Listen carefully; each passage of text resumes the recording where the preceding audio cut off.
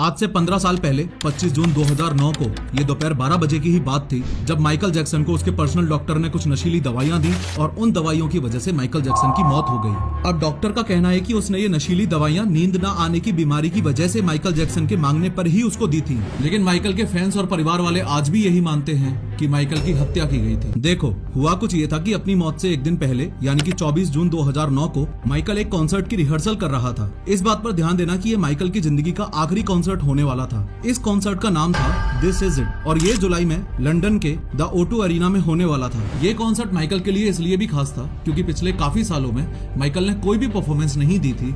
उसके ऊपर बच्चों के शोषण का जो आरोप लगा हुआ था उसकी वजह से। म्यूजिक इंडस्ट्री से ब्रेक लेने के बाद के इस पहले और आखिरी कॉन्सर्ट के लिए माइकल जैक्सन इसलिए भी एक्साइटेड था क्योंकि उसके बच्चे उसे पहली बार लाइव परफॉर्म करते हुए देखने वाले थे। एक बार इस घटना से जुड़ी इंपॉर्टेंट लोकेशंस पर भी नजर मार लो। अमेरिका में लॉस एंजलिस में यहाँ ये माइकल जैक्सन का घर है 100 नॉर्थ कैरोलवुड ड्राइव। अब यहाँ से तकरीबन 28 किलोमीटर की दूरी पर है द स्टेपल्स सेंटर, जहाँ माइकल रिहर्सल्स के लिए अभी भी मौजूद है। माइकल जैक्सन के इस रेंटेड घर और इस रिहर्सल लोकेशन के बीच के डिस्टेंस को करीबन 24 मिनट में कवर किया जा सकता है। अब बात 24 जून 2009 के रात के 12 बजे की है। माइकल अपनी रिहर्सल से फ्री होकर अपने घर 100 नॉर्थ कैरोलवुड ड्राइव के लिए निकल जाता है। रात के लगभग 12:30 बजे माइकल अपने घर पहुंच जाता है। माइकल जैक्सन घर लौटते ही सीधा किचन में जाकर डिनर करने के लिए डाइनिंग टेबल पर बैठता है। अब यहाँ ये जो लेडी आपको दिखाई दे रही है ये है काई चेज, जो कि माइकल जैक्सन की पर्सनल न्यूट्रिशनिस्ट और शेफ है। इनफैक्ट उसी ने माइकल के लिए आज का ये डिनर भी तैयार किया है। फाइनली खाना खाने के बाद माइकल अपने बेडरूम में चला जाता है। बेडरूम में जाकर माइकल सोने की बहुत कोशिश करता है, लेकिन माइकल को इंसोम्निया यानी कि नींद ना आने की प्रॉब्लम थी,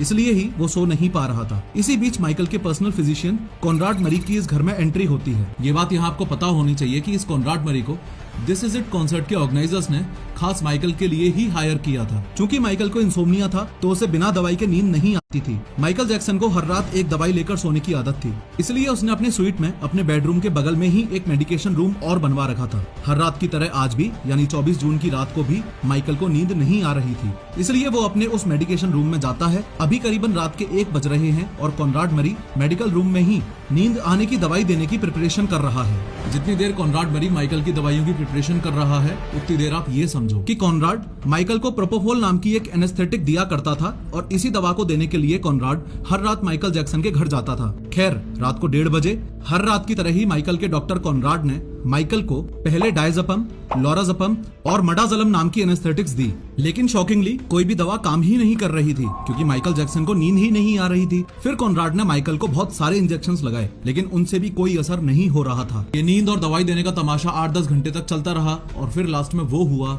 जिस चीज का डर था। माइकल अब कॉनराड से मिल्क मांगता है। यहाँ मिल्क उसी प्रोपोफोल को